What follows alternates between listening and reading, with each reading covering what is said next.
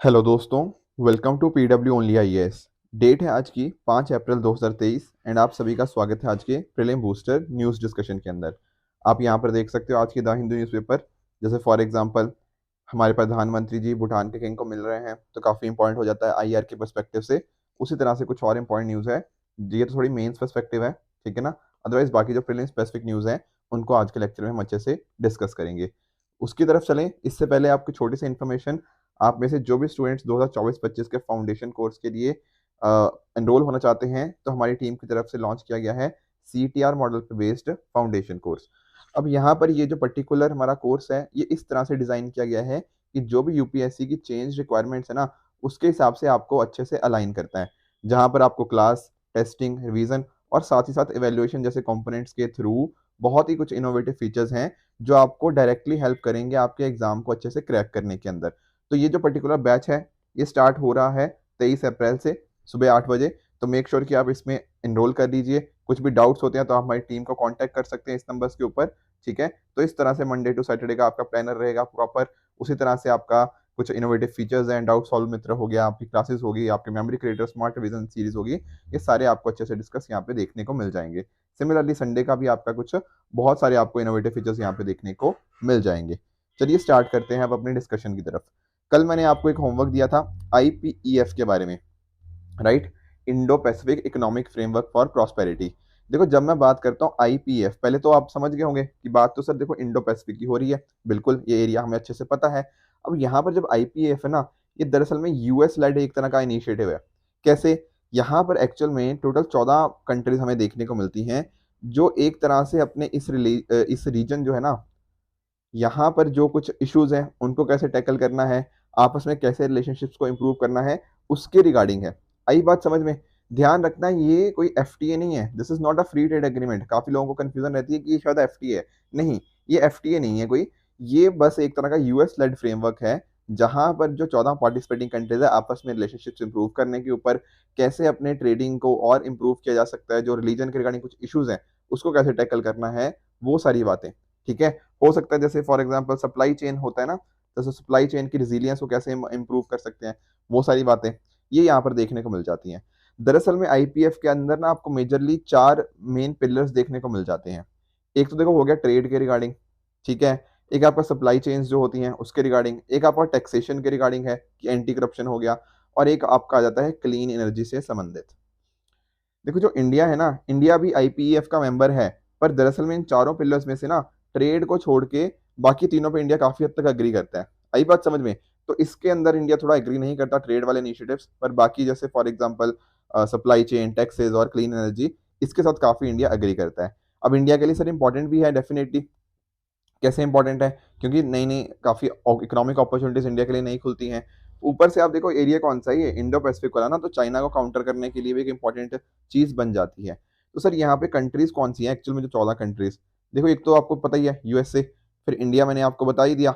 इसके अलावा जो और इस एरिया की कंट्रीज, जैसे फॉर एग्जाम्पल ऑस्ट्रेलिया हो गया, ठीक है, ब्रुनाई हो गया, फिजी हो गया, इंडोनेशिया, जापान तो डेफिनेटली आएगा ही आएगा, ठीक है, रिपब्लिक ऑफ कोरिया हो गया आपका, उसके अलावा Malaysia, New Zealand, Philippines, Singapore and Thailand और वियतनाम। तो आप देख सकते हो इंडो पैसिफिक की ज्यादातर कंट्रीज यहाँ पे कवर्ड है, ठीक है ना।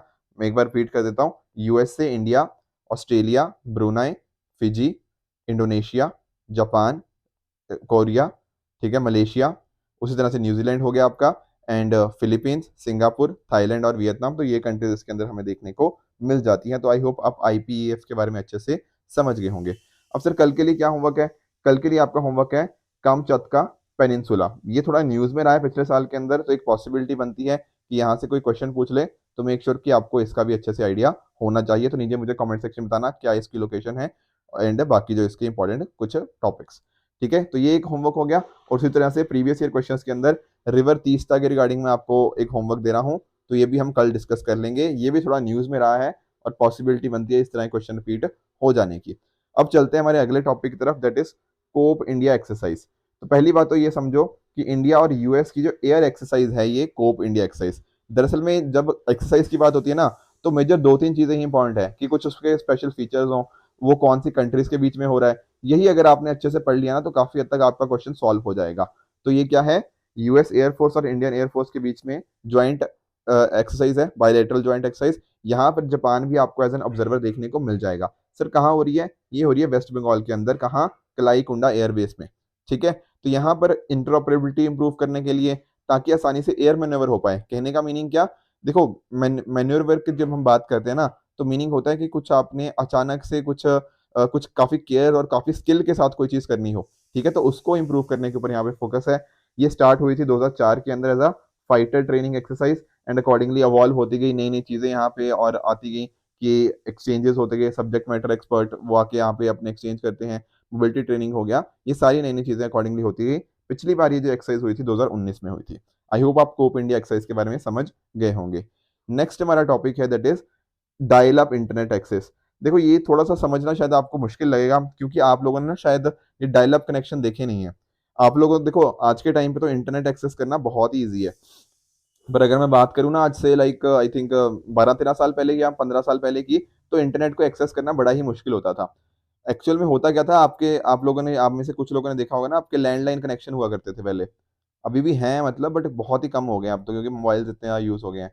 तो पहले क्या होता था ना, लैंडलाइन कनेक्शन के माध्यम से आपको इंटरनेट मिलता था। आपको एक अपने जैसे मान लो पीसी है, आपका जो कंप्यूटर है, उसमें एक नंबर पे डायल अप करना पड़ता था, एक कॉल करनी पड़ती थी, तब जाके अकॉर्डिंगली आपका कहीं ना कहीं इंटरनेट चलता था। तो काफी मुश्किल होता था, काफी स्लो भी होता था ये इंटरनेट कनेक्शन। ठीक है, उसको बोलते हैं डायल अप इंटरनेट एक्सेस।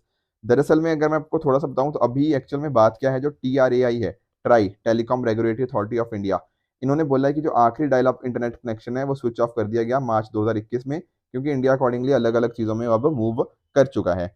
यहाँ पर एक छोटी सी चीज है, मॉडम। देखो जब हम बात करते हैं मॉडम की, मॉडम क्या होता है? Modem stands for modulator and D modulator. आप लोगों ने सुना होगा ना मॉडम के बारे में, तो बिल्कुल। देखो मॉडम क्या करता है, दो चीजें होगी, एक हो गया मॉड्यूलेट करना, एक होता है डीमॉड्यूलेट करना। कहने का मीनिंग क्या? पहले क्या करता है ये, आपके एनालॉग को कन्वर्ट करता है जब डिजिटल में, इसको बोलते हैं मॉडम। ठीक है, मतलब मॉड्यूलेट करना। ठीक है, उसी तरह से डीमॉड्यूलेटर इसका अपोजिट हो गया। ठीक है, तो इस तरह से मॉडम का मीनिंग क्या हो गया? मॉडम हेल्प करता है हमें एनालॉग डेटा को डिजिटल में कन्वर्ट करने को, एंड डिजिटल को एनालॉग में कन्वर्ट करने को। ये होता है मॉडम का मतलब। आई बात समझ में? तो जब हम बात करते हैं डायल अप कनेक्शन की, उसमें क्या होता है ना कि जैसे आपका मान लो लैंडलाइन कनेक्शन है, वहां से एक तार जाती है, और वो तार के थ्रू आप कहीं ना कहीं अपना इंटरनेट एक्सेस कर सकते हो। ये मीनिंग होता है डायल अप इंटरनेट एक्सेस का। ये पुराने टाइम्स में हुआ करता था, आज से 15 साल 10 साल पहले। अब यहाँ पर तो हम इसको खत्म ही एक तरह से कर चुके हैं। ठीक है, तो यहाँ पर एक तरह का ना, आपका जो PSTN होता है, पब्लिक स्विच टेलीफोन नेटवर्क, वहां से कनेक्शन दिया जाता है किसके लिए ऊपर? ISP मतलब इंटरनेट सर्विस प्रोवाइडर, आपके जो भी BSNL, एयरटेल, रिलायंस, जिसका भी आप इंटरनेट यूज कर रहे हो। तो वहां पर क्या होता था, एक टेलीफोन नंबर डायल किया जाता है। ठीक है ना, तो जो आपकी टेलीफोन लाइन, जो लैंडलाइन का तारे होती थी, वहां से आप उसके थ्रू मतलब आप डायल करते थे टेलीफोन नंबर, फिर आपको एक एक्सेस मिलता था। और यहाँ पे मॉडम का जो यूज होता था वो मैंने आपको समझा ही दिया क्यों यूज करते थे। अब देखो इसकी स्पीड बड़ी ही कम थी, कितनी थी? मैक्सिमम स्पीड थी 56 किलोबिट्स पर सेकेंड। ठीक है, तो इसके कुछ एडवांटेजेस देख लो। एडवांटेजेस क्या थे कि काफी सस्ता था, क्योंकि एक्चुअल में जो आपने लैंडलाइन कनेक्शन लगाया ना, बस उसके ऊपर थोड़ा बहुत पैसे पे करने पड़ते थे, एंड आप इंटरनेट यूज कर सकते थे। थोड़ा मुश्किल जरूर है, आई कैन अंडरस्टैंड। ठीक है ना, मतलब सेटअप करना ईजी है, पर एक्चुअल में अगर आप नोटिस करोगे कि कहीं ना कहीं यूज करना, उसकी क्वालिटी को चेक करना, वो थोड़ा मुश्किल हो जाता।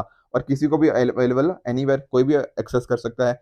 डिसएडवांटेजेस क्या है? यहाँ पे काफी स्लो है, ठीक है, काफी कम रिलायबल है as compared to broadband connection, काफी स्लो स्पीड है, एंड आप क्वालिटी को कंट्रोल नहीं कर सकते। तो ये था डायल अप इंटरनेट एक्सेस के बारे में।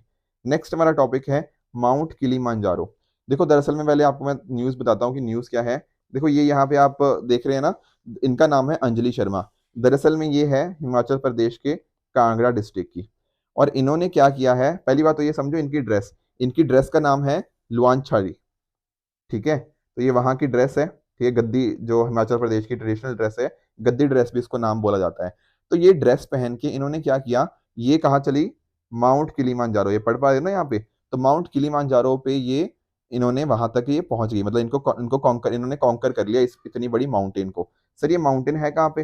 देखो ये माउंटेन हमें देखने को मिलती है अफ्रीका के अंदर। आई बात समझ में? तो ये न्यूज थी, इसलिए हमारे लिए माउंट किलिमांजारो पढ़ना इंपॉर्टेंट हो जाता है। तो हमारे जो IB मिनिस्टर है ना, अनुराग ठाकुर जी, उन्होंने इनको कॉन्ग्रेचुलेट किया है। तो थोड़ा सा अगर माउंट किलिमांजारो की आप लोकेशन देखो, तो आप देख सकते हो, आपको ये अफ्रीकन कॉन्टिनेंट के अंदर देखने को मिल जाएगी।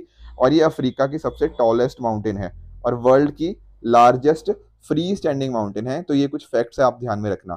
माउंटेन एक ये स्नो कैप्ड वॉल्केनो है, ठीक है। वॉल्केनो के बारे में हम सभी अच्छे से जानते हैं। और ये क्या है, इसको एक स्ट्रेटो वॉल्केनो भी बोला जाता है। देखो स्ट्रेटो वॉल्केनो आप जानते होंगे, जब हम बात करते हैं टाइप्स ऑफ वॉल्केनोज की, तो उसमें एक आता है हमारे पास कॉम्पोजिट वॉल्केनो। इसी का नाम क्या है, इसी को क्या बोलते हैं, स्ट्रेटो वॉल्केनो। जब हम बात करते हैं स्ट्रेटो वॉल्केनो की, तो यहाँ पर इनकी जो साइड्स होती है ना, साइड्स ये देख रहे हो साइड, ये साइड थोड़ी स्टीप होती हैं, ठीक है ना। और ये कोन की शेप में हमें देखने को मिलता है, ठीक है। तो ये आपको ध्यान में रखना चाहिए।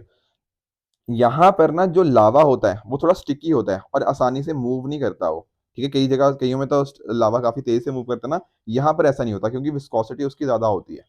आई बात समझ में? तो ये कुछ चीजें थी जो आपको अच्छे से पता होनी चाहिए थी with regards to composite volcano. उसके अलावा आप जानते हो cinder cone volcano, shield volcano, lava dome, इस तरह से different different types of volcano हमें देखने को मिल जाते हैं। तो आई होप आप ये चीज अच्छे से समझ गए होंगे, ठीक है। तो ये हमने पढ़ लिया। तो यहाँ पर माउंट किलिमांजारो में 3 वॉल्केनिक पीक्स देखने को मिल जाएगी। किबो हो गया सेंटर में, मवेंजी हो गया ईस्ट में, और शिरा वेस्ट के अंदर। यहाँ पर जो किबो है ना, जो सेंटर में है, वो टॉलेस्ट है इन सभी के अंदर। अब ध्यान में रखिएगा, जो किबो है ना वो एक डोरमेंट वॉल्केनो है, और बाकी जो दो हैं वो एक्सटिंक्ट वॉल्केनो है। सर इसका क्या मतलब? देखो एक्टिविटी के हिसाब से ना वॉल्केनो की 3 कैटेगरीज हैं। एक होते हैं एक्टिव वॉल्केनो। एक्टिव वॉल्केनो मतलब वो इरप्ट करते जा रहे हैं कंटिन्यूसली, उनको बोलते हैं एक्टिव वॉल्केनो, ठीक है सर। यहाँ जैसे फॉर एग्जांपल आप बैरन आइलैंड की बात कर लो, जो हमें कहाँ देखने को मिलता है, अंडमान निकोबार के अंदर। वो एकमात्र एक्टिव वॉल्केनो है इंडिया का। उसी तरह से एक होता है हमारे पास डॉर्मेंट वॉल्केनो, या फिर इसको हम स्लीपिंग वॉल्केनो भी बोलते हैं। कहने का मीनिंग क्या, ये अभी इरप्ट नहीं कर रहे, ठीक है ना। ये मतलब इनका कोई टाइम नहीं है इरप्ट कब करेंगे, ठीक है, बट इरप्ट कर सकते हैं। आई बात समझ में? एक्टिव वॉल्केनो तो वो है ना जो इरप्ट कर रहे हैं, ठीक है, जो कंटिन्यूसली इरप्ट कर रहे हैं। डॉर्मेंट या स्लीपिंग मतलब सो रखे हैं, हमें नहीं पता कब जाके इरप्ट कर जाएंगे। और तीसरे होते हैं हमारे पास एक्सटिंक्ट वॉल्केनो। एक्सटिंक्ट मतलब कि ये बहुत हजारों साल पहले ये इरप्ट करे थे, और पर अब नहीं इरप्ट करेंगे ये, ठीक है ना। अब इनके यहाँ पे लावा की सप्लाई यहाँ पे खत्म होगी इनके मैग्मा चैम्बर के अंदर, उनको बोलते हैं एक्सटिंक्ट। आई होप आपको एक्टिव, डॉर्मेंट और एक्सटिंक्ट तीनों के बीच का फर्क पता लग गया होगा। तो जो कीबो है ना वो डॉर्मेंट है, बाकी दो यहाँ पे एक्सटिंक्ट है। ये कहाँ पे लोकेटेड है, तंजानिया के अंदर। अभी लोकेशन देखी ना हमने यहाँ पे, देखो, ठीक है ना। तो ये लोकेशन हम समझ चुके हैं इसकी। यहाँ पर पांगनी रिवर जो है, जिसको रूबू रिवर भी बोला जाता है, वो नॉर्थ इसी से हमें देखने को मिलती है, यहाँ से राइज होती हुई देखने को मिल जाती है। और इसको हमने इंक्लूड कर रखा है यूनेस्को वर्ल्ड हेरिटेज साइट के अंदर भी, ठीक है। इनकी जो ड्रेस थी अंजलि शर्मा जी की, वो भी हमने देख ली है, ठीक है। वो भी इंपॉर्टेंट हो सकती है यूपीएससी परस्पेक्टिव से, तो उसको भी हमने अच्छे से समझ लिया है। चलते हैं अगले टॉपिक की तरफ, that is Bandipur tiger reserve. देखो जब हम बात करते हैं बांदीपुर टाइगर रिजर्व की, दरअसल में इसको एस्टेब्लिश किया गया था 1973 के अंदर अंडर द प्रोजेक्ट टाइगर। अब सर 73 में 50 जोड़ दो तो क्या बन जाएगा, 2023। तो कहने का मीनिंग क्या, प्रोजेक्ट टाइगर रिजर्व के अंतर्गत ना जो बांदीपुर टाइगर रिजर्व था उसने 50 साल अपने कंप्लीट कर लिए हैं। तो थोड़ा हमें इस पर्टिकुलर रिजर्व के बारे में जान लेना चाहिए। कहाँ पर है सर ये है चामराजनगर डिस्ट्रिक्ट इन कर्नाटका। थोड़ा मैं आपको इसमें इमेजेस में लेके चलता हूँ। तो ये देखो, ये यहाँ पे चामराजनगर डिस्ट्रिक्ट आपको देखने को मिल जाएगा। यहाँ पर ये लोकेटेड है बांदीपुर टाइगर रिजर्व। ऊटी आपने सुना होगा ना, ऊटी के काफी नजदीक में है। इनफैक्ट मैं काफी अराउंड 3-4 साल पहले यहाँ पे जाके भी आया था। तो काफी अच्छी जगह है, बांदीपुर हो गया, ऊटी हो गया, आप पास में मैसूर भी जा सकते हो, और बेंगलोर तो है ही है डेफिनेटली। तो ये कुछ एरिया काफी इंपॉर्टेंट यहाँ पे हमारे लिए हो जाता है। ये 1985 में ना यहाँ पर इसका आसपास का एरिया, जैसे वेणुगोपाल वाइल्ड लाइफ पार्क को इंक्लूड कर दिया गया था। तो उसके बाद ये काफी बड़ा बन गया और उसका फिर नाम रख दिया बांदीपुर, जो बांदीपुर नेशनल पार्क, राइट। तो देखो ये पार्ट है किसका, नीलगिरी बायोस्फीयर रिजर्व का। हम देखते हैं ना बायोस्फीयर रिजर्व के अंदर डिफरेंट डिफरेंट हमें देखने को मिल जाते हैं। तो ये भी उसी का पार्ट है। इसी के अंदर आप जानते हो जैसे नागरहोल टाइगर रिजर्व हो गया, मुदुमलाई टाइगर रिजर्व हो गया, वायनाड वाइल्ड लाइफ सेंचुरी, ये सारी लोकेशंस आपको अच्छे से पता होनी चाहिए। नुगु वाइल्ड लाइफ सेंचुरी भी आप यहाँ पे देख सकते हो। तो ये कुछ इंपॉर्टेंट एरियाज है यहाँ पर जो हमें देखने को मिल जाते हैं। यही सारी चीजें हमने देखी। एक काबनी रेजर्वायर है, ये बात ध्यान में समझना। ये सेपरेट करता है किसको, नागरहोल और बांदीपुर टाइगर रिजर्व को। ये रहा नागरहोल, ठीक है जी, और ये रहा आपका बांदीपुर। तो बीच में इसको सेपरेट कौन कर रहा है, इसको सेपरेट कर रहा है आपका काबनी रिजर्वायर, ठीक है। तो यहाँ पे काबनी रिवर आपको नॉर्थ में देखने को मिल जाएगी और मोयार रिवर देखने को मिल जाएगी साउथ के अंदर। और जो नुगु रिवर है वो पार्क के थ्रू पास करती है। तो ये सारे इंपॉर्टेंट पॉइंट्स थे जो हमें समझने थे। हाईएस्ट पॉइंट क्या है सर पार्क का, हिमवाद गोपाल स्वामी बेटा, जहां पर एक आपको हिंदू टेम्पल भी देखने को मिल जाएगा, ठीक है। कुछ बहुत इंपॉर्टेंट फौना है, जैसे फॉर एग्जाम्पल टाइगर्स हो गया, एलिफेंट्स हो गया, ठीक है। उसी तरह स्लॉथ बियर हो गया, गॉर्स हो गया, ये सारे आपको यहाँ पे देखने को मिल जाएंगे। इनफैक्ट ना ये बांदीपुर टाइगर रिजर्व के थ्रू एक सड़क भी जाती है, ठीक है, I think NH national highway है कोई, ठीक है, मुझे एग्जैक्ट नंबर तो याद नहीं है, तो वो भी उसके थ्रू जाती है। तो आपको कुछ पर्टिकुलर जो फौना है ना आपको रास्ते में भी कई बार दिख जाते हैं। जैसे जब मैं गया था तो मुझे कुछ एलिफेंट्स वगैरह रास्ते में डेफिनेटली दिख गए थे उस टाइम पे। टाइगर्स वगैरह तो नहीं दिखे थे, बट एलिफेंट डेफिनेटली दिखे थे।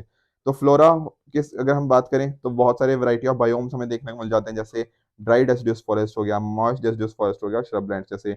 इसमें अगर और थोड़ा देखें तो टीक, रोजवुड, सैंडलवुड, इसी तरह से बहुत सारे और भी हमें देखने को मिल जाएंगे। तो ये हो गया बांदीपुर टाइगर रिजर्व के रिगार्डिंग। नेक्स्ट हमारा टॉपिक है पोसाइडन टॉर्पेडो। देखो, दरअसल में ना ये पहली बात तो समझो ये रशिया के साथ लिंक्ड है, ठीक है, और एक्चुअल में ये बहुत ही एडवांस्ड वेपन है। कहने का मीनिंग क्या, हमने देखो कुछ दिन पहले हमने सबमरीन के बारे में समझा था, जब मैंने आपको न्यूक्लियर सबमरीन वगैरह के बारे में सारा कुछ समझाया था। तो यहाँ पर रशिया ने क्या किया है, एक तरह का special purpose submarine division create करने की बात करी है, जो कि एक तरह से इसका पार्ट होगी, जो पैसिफिक फ्लीट का पार्ट होगी, और जो कैरी कर पाएगी किसको, पोसाइडन न्यूक्लियर कैपिटल टॉर्पेडोस को बाय द एंड ऑफ 2024। ये इनका फोकस है। देखो, जब हम बात करते हैं ना कि अंडर वाटर कैपेबिलिटीज, तो वो डेफिनेटली इंपॉर्टेंट हो जाती हैं कि पानी के अंदर आपकी कैसी कैपेबिलिटीज हैं, और न्यूक्लियर सबमरीन यहाँ पे बहुत इंपॉर्टेंट है। अब न्यूक्लियर सबमरीन से ना ये हम एक तरह का टॉर्पेडो छोड़ सकते हैं जिसका नाम है पोसाइडन। अब ये क्या होगा, ये स्पेशली जो हम बात करते हैं कोस्टल टारगेट्स को बहुत अच्छे से टारगेट कर पाएगा। कहने का मीनिंग क्या कि जैसे मान लो कि हम बात कर रहे हैं, अगर पैसिफिक ओशन की बात करें, तो पैसिफिक ओशन में हमें देखने को मिलेगा ना कि एक साइड आपका रशिया देखने को मिल जाएगा और एक साइड यूएसए देखने को मिल जाएगा। अगर कल को मान लो रशिया चाहता है यूएसए के ऊपर अटैक करना, तो एक पॉसिबल तरीका उसके पास पोसाइडन टॉर्पेडो के थ्रू भी है। सर वो कैसे, वो इस तरह से है कि पैसिफिक ओशन के मान लो इस साइड यूएसए है, तो यहाँ पर ना ये टॉर्पेडो के थ्रू यहाँ पे अटैक कर सकते हैं, और बहुत सारी इनकी जो कोस्टल एरियाज हैं, इनफैक्ट कुछ आगे की सिटीज भी, वो मेजर इंपैक्ट हो जाएंगी यहाँ पे। समझ आया पॉइंट यहाँ पे। तो बहुत सारे यहाँ पे ना रेडियो एक्टिव, ठीक है, ओशन स्वेल्स हो जाएंगे, तो जो कोस्टल सिटीज होंगी वो बिल्कुल रहने लायक बचेंगी ही नहीं। तो बहुत ही एक मेजर थ्रेट यहाँ पे इसको माना गया है, इस वेपन को, और ऐसा मानते हैं कि ये वेपन किसी भी तरह से काउंटर नहीं किया जा सकता आज के टाइम के ऊपर, ठीक है। तो डेफिनेटली एक मेजर चैलेंज बन जाता है यहाँ पे यूएसए और भी बाकी कंट्रीज के लिए। बहुत ही कम नॉइस होती है इसकी, हाईली मैन्यूरेबल है, मतलब आप कुछ चेंजेस कर सकते हो, कुछ स्किल्स वगैरह इसमें इंक्लूड किए जा सकते हैं, और प्रैक्टिकली इनडिस्ट्रक्टेबल है, इसको आप रोक ही नहीं सकते, और ये कोस्टल सिटीज के ऊपर बहुत मेजर मेजर इंपैक्ट ला सकता है। इसकी सर स्पीड कितनी है, इसकी speed nearly 80 miles per hour है। इसको एक छोड़ा जाता है किसके के थ्रू, सबमरीन के थ्रू, ठीक है। ये अबाउट 60 फीट लॉन्ग और 6.5 फीट वाइड है, और लार्जेस्ट टॉर्पीडो है आज तक जिसको डिप्लॉय किया गया है। पर बहुत सारे ना एनवायरमेंटलिस्ट भी इसको ऊपर कंसर्न जाहिर करते हैं कि पता नहीं कल को हमारे जो ओशंस होंगे वो नेगेटिवली इंपैक्ट ना हो जाए, ठीक है, क्योंकि इससे इतना सारा जब हम इस तरह के टारगेट्स को यूज कर रहे हैं, और इसको ना एक तरह से न्यूक्लियर सुनामी के तरह भी देखा जाता है। देखो कोस्टल एरिया में सुनामी आती है ना, तो ये एक तरह की क्या लेके आएगा, न्यूक्लियर सुनामी लेके आएगा। इस वजह से आपकी जो सिटीज होंगी ना, जो कोस्टल सिटीज है स्पेशली, वो बहुत तबाह हो सकती हैं। तो आई होप ये पर्टिकुलर पोसाइडन टॉर्पेडो के रिगार्डिंग आप चीज समझ गए होंगे। अब कल मैंने आपको एक क्वेश्चन दिया था, उसका एक बार मैं क्विकली आंसर बता देता हूँ। वैसे तो इजी क्वेश्चन था क्योंकि क्लास में डिस्कस कर लिया था हमने। सीएटी, सेंट्रल एडमिनिस्ट्रेटिव ट्रिब्यूनल को कब सेटअप किया गया था, क्या लाल बहादुर शास्त्री जी थे? द आंसर इज नो, उस टाइम हमारे प्रधानमंत्री जी थे राजीव गांधी जी। अब याद करो ना, 1985 में मैंने आपको क्या बताया, हमने पास क्या किया, एडमिनिस्ट्रेटिव ट्रिब्यूनल एक्ट, उसके अंतर्गत इसको बनाया गया था। किसके कौन सा आर्टिकल, 323A, ठीक है, ये पढ़ा था हमने, 323A क्या है, बी क्या है, ये सारी चीजें हमने समझी थी। तो पहला स्टेटमेंट तो सर गलत हो गया। दूसरा कह रहा है मेंबर्स जो कैट के होते हैं वो judicial as well as administrative stream दोनों से आते हैं, ये बात बिल्कुल ठीक है। तो यहाँ पर आपका आंसर क्या बनेगा, ऑप्शन नंबर बी, 2 ओनली। इसी तरह से ये 5 क्वेश्चन मैं आपको दे रहा हूँ, इन पर्टिकुलर 5 क्वेश्चन का आंसर आप मुझे जो कमेंट सेक्शन में बताओगे कौन सा सही है कौन सा गलत है। कल जो 5 क्वेश्चन दिए थे उनका एक बार मैं क्विकली आपको आंसर बता देता हूँ। पहला है NMNF, that is national mission on natural farming. क्या ये नेचुरल फार्मिंग प्रमोट करेगा for a time period of 2023 से 2026? बिल्कुल, ये बात बिल्कुल ट्रू है। हमने कुछ इसके कैसे होता है वो भी समझा था। सीएटी क्या 323B के अंतर्गत है? अभी तो डिस्कस किया नहीं, 323A के अंतर्गत है, बताया था ना। 323A डील करता है एडमिनिस्ट्रेटिव ट्रिब्यूनल्स के साथ, और जो 323B है वो डील करता है अदर मैटर्स के साथ। फर्क क्या है, कैसे बनते हैं, वो भी हमने कल समझ लिया था अच्छे से। थर्ड स्टेटमेंट, सुपर क्वेस्टर, क्या ये कैपेबल हैं ताकि ये स्टोर कर पाए लार्ज और रिलीज कर पाए लार्ज अमाउंट ऑफ एनर्जी? ये बात बिल्कुल ट्रू है। यस्टरडे भी डिस्कस ना कि जो सुपर कैपेसिटर है वो जो आपके इलेक्ट्रोलाइटिक कैपेसिटर्स हैं और रिचार्जेबल बैटरीज हैं, इनके बीच में एक तरह का ब्रिज की तरह काम करते हैं, तो डेफिनेटली ये कैपेबल हैं आपको स्टोर करने को और रिलीज करने को लार्ज अमाउंट ऑफ एनर्जी। चौथा statement, ICCR Indian council for culture relation, क्या मिनिस्ट्री ऑफ कल्चर के अंतर्गत आती है? ये बात बिल्कुल फॉल्स है। ये आती है किसके अंतर्गत? मिनिस्ट्री ऑफ एक्सटर्नल अफेयर्स के अंदर। ठीक है, देखा था ना 1950 के अंदर इसको बनाया गया था बाय मौलाना अबुल कलाम आजाद, जो कि इंडिपेंडेंट इंडिया के पहले एजुकेशन मिनिस्टर थे। पांचवा, सीएटी, जो अगर सीएटी की कोई अपील होती है तो वो चैलेंज होती है हाई कोर्ट के आगे। ये बात बिल्कुल ट्रू है, तो ये पांचवा स्टेटमेंट आपका यहाँ पे ट्रू हो जाएगा। अब इसी तरह से आपको इन क्वेश्चंस का आंसर और साथ में ही मैंने आपको जो कामचात का पेनिनसुला है उसके बारे में जो क्वेश्चन पूछा है, एंड साथ में ही जो हमने तीस्ता रिवर के रिगार्डिंग प्रीवियस ईयर क्वेश्चन दिया है, इन सभी क्वेश्चंस का आंसर आप मुझे नीचे कमेंट सेक्शन में बताओगे कौन सा ठीक है कौन सा गलत है। फिर कल हम इन सभी का आंसर देख लेंगे एंड अकॉर्डिंगली अपनी प्रिपरेशन को और भी बेहतर बना लेंगे। इसी तरह से अगर आपको इस लेक्चर की पीडीएफ चाहिए तो आप हमारे Telegram channel only as nothing else पे जाके इसकी पीडीएफ को एक्सेस कर सकते हो एंड अपनी प्रिपरेशन को और भी बेहतर बना सकते हो। ठीक है फ्रेंड्स, तो this it for this video. इसी तरह से आप भी अपने एंड पे हार्ड वर्क करते रहिए। Goodbye and good luck.